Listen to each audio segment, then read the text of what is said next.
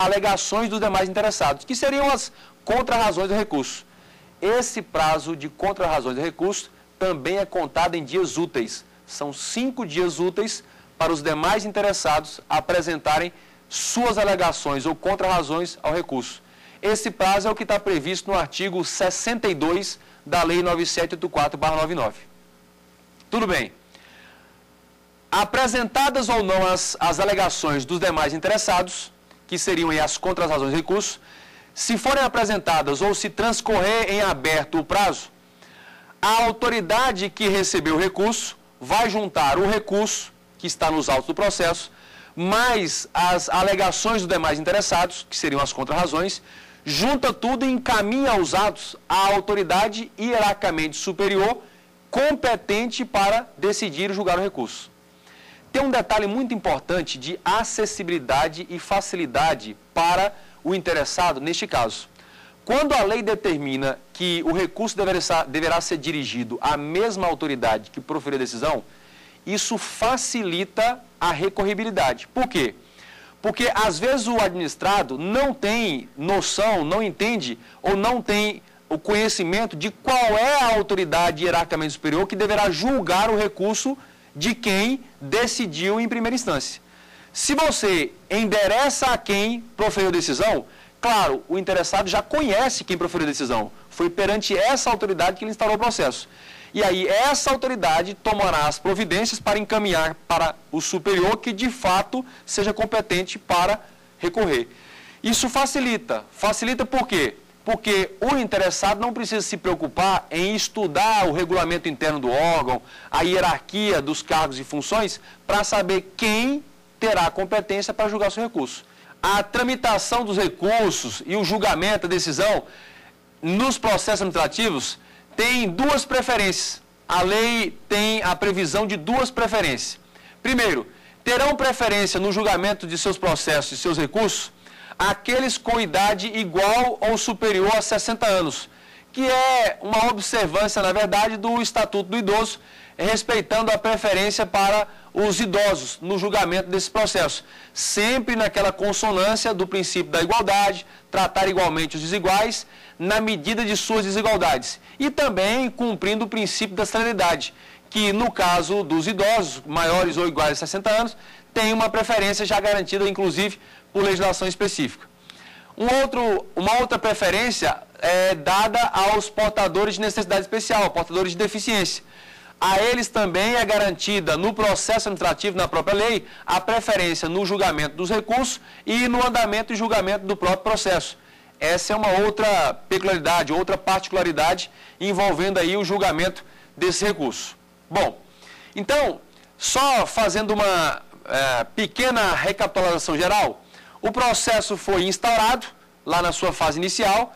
Nós vimos nas aulas anteriores a forma como esse processo é instaurado, vimos a atuação das autoridades, os interessados, os legitimados, a possibilidade de alegações finais, um relatório final, a elaboração de um parecer por órgão consultivo, vimos a decisão, a questão da motivação, a interposição do recurso, os prazos, o juiz de reconsideração, o cabimento de mais de um recurso, a tramitação do recurso pelas várias instâncias administrativas, vimos a questão das preferências, e aí chega um momento em que o processo de fato se encerra, ocorre o exaurimento da instância administrativa.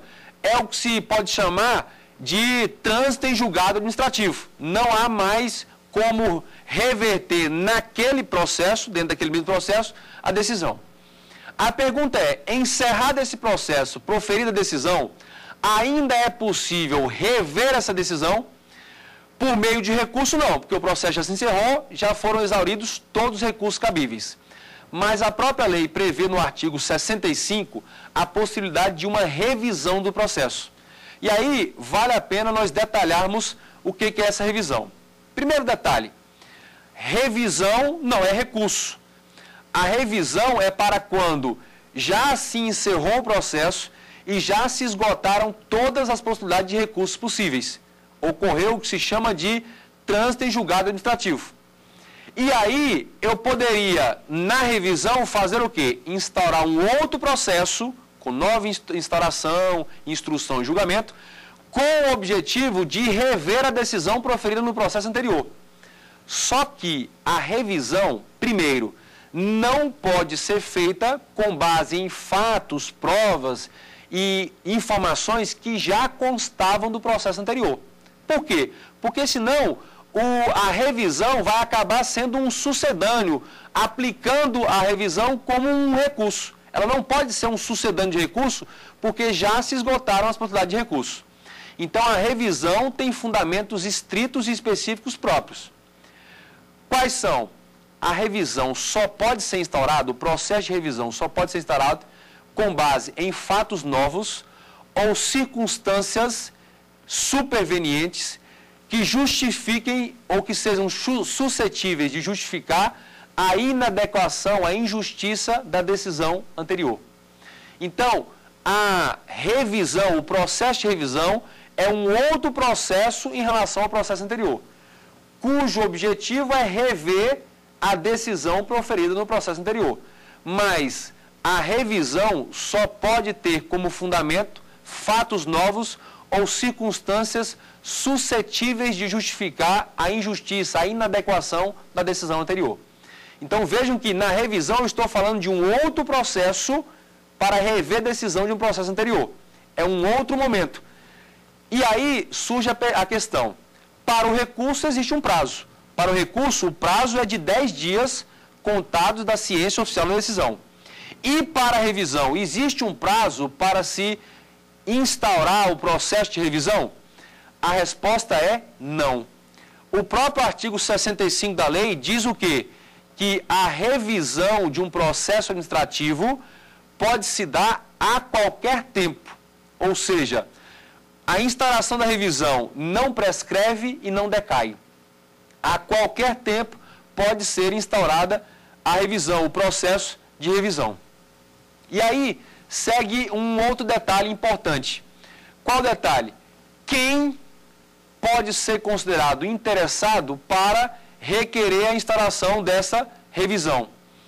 A lei não deixa isso explícito, mas você pode fazer uma interpretação sistemática da lei e perceber o seguinte, que os mesmos interessados no processo, lá do artigo 9º, quais são? Pessoa física ou jurídica titular do direito ao interesse, aquele que não seja o titular de direito, mas tenha sofrido as consequências da decisão, a associação ou organização representativa na defesa de direitos e interesses coletivos, ou associações e pessoas legitimamente constituídas na defesa de direitos e interesses difusos. Esses legitimados lá para o processo poderão também requerer a instalação da revisão, que pode se dar, como já dito, a qualquer tempo. Bom, a lei não detalha também o processo de revisão, o que leva a crer que a etapa, a sequência de atos e prazos no processo de revisão, que na verdade é um outro processo, com a diferença de que ele terá a ser feito com base em fatos novos e circunstâncias supervenientes, esse novo processo de revisão vai seguir a mesma sequência lógica de atos, fatos, fases e provas e prazos do processo anterior, do processo da Lei 9784/99. E aí, já que nós falamos da revisão, é porque se houve a revisão, o processo já se extinguiu, já se encerrou. Não é assim? A revisão ocorre quando o processo se encerrou com uma decisão final, que muito provavelmente tenha prejudicado o interessado. E aí vale a pena a gente tratar das causas aí de extinção do processo. Vai chegar uma hora que o processo vai chegar ao fim. Bom, implicitamente nós podemos pensar no seguinte, anulação. Se o processo contiver alguma invalidade, alguma nulidade que fulmina absolutamente, ele pode ser anulado. Então, a anulação do processo é uma forma de sua extinção, ele vai se encerrar. Agora, nós podemos pensar também que o processo chegou ao final com uma decisão legítima, legal, regular, e já não cabe mais recurso. E aí nós estaremos falando de conclusão do processo por exaurimento da instância, por não caber mais recurso ou impugnação, que seria aí o trânsito em julgado administrativo. Seria uma causa natural de extinção do processo. Ele se encerrou, culminando com uma decisão final, já que não pode mais ser impugnada por nenhum recurso, por já ter esgotado as possibilidades de recurso. Mas a lei prevê, no artigo 51, a possibilidade de um interessado, por escrito, requerer a desistência parcial ou total do processo. Lembrem e vejam, a desistência do processo só pode ser feita por meio escrito. Tem que ser feito por pedido escrito. Não se admite a desistência feita verbalmente, ela tem que ser formulada por escrito. Bom, e aí a desistência pode ser parcial ou total. Primeiro detalhe, a desistência do processo, especialmente a desistência total do processo, pode, não é sempre, mas pode gerar a extinção desse processo. Só não vai gerar a extinção do processo quando, mesmo diante do pedido de desistência total pelo interessado, a administração ainda tiver interesse em prosseguir com esse processo. Então, ainda que o interessado tenha requerido a extinção do processo, a administração pode manifestar o seu interesse e prosseguir com esse processo até o resultado final. Então, não é verdadeira a afirmativa de que o pedido de desistência total do processo necessariamente vai acarretar a sua extinção. Está errado isso. Poderá acarretar a extinção do processo. Então, essa seria aí uma outra causa de extinção. Mas tem um outro aspecto importante. Suponhamos que no processo nós tenhamos mais de um interessado. E um apenas desses interessados formulou o pedido de desistência parcial ou total, por escrito. A questão é, o pedido de desistência do processo em relação a um dos interessados alcança ou estende-se aos outros interessados? A resposta é não.